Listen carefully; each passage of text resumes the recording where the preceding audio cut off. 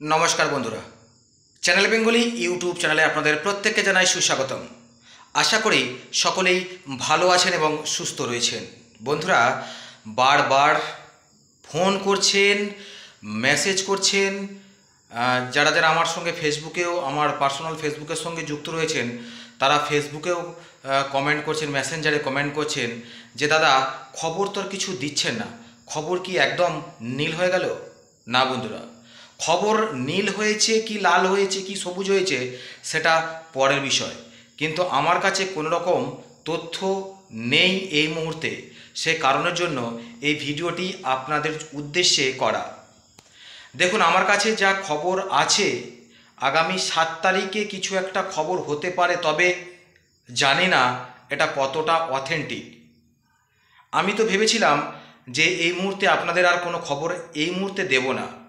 খবর কিন্তু আসে যেগুলো ভাষা ভাষা, যার কোনো সত্যতা খুঁজে পাই না। মনে হয় যে বারবার মিথ্যা হয়ে যাচ্ছে বিষয়গুলো। সেই কারণের জন্য আমি এই ভিডিওটি আপনাদের উদ্দেশ্যে করে বলছি আর কি, যে দেখুন এই মুহূর্তে কোনো রকম আপডেট নেই। সেই কারণেই সংগঠক শিক্ষক বিষয়ে চ্যানেল বেঙ্গলিতে সেই রকম কোনো খবর আসছে না। যদি খবর থাকে, আপনাদের বারবার বলছি যে আমাকে কল করতে হবে না, হোয়াটসঅ্যাপে কল করতে হবে না, মেসেঞ্জারে করতে হবে না। আমি তৎক্ষণাৎ যেভাবে আপনাদের জানিয়ে এসছি ঠিক সেইভাবেই আপনাদের আপডেট দিয়ে দেওয়ার চেষ্টা করব।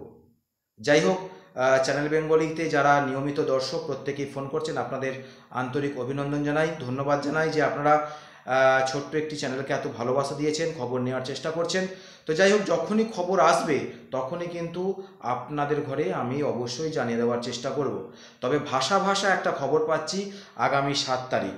জানি না এটা কতটা অথেন্টিক বা জায়গাটা কোন খবরটা কোন জায়গা থেকে আসছে।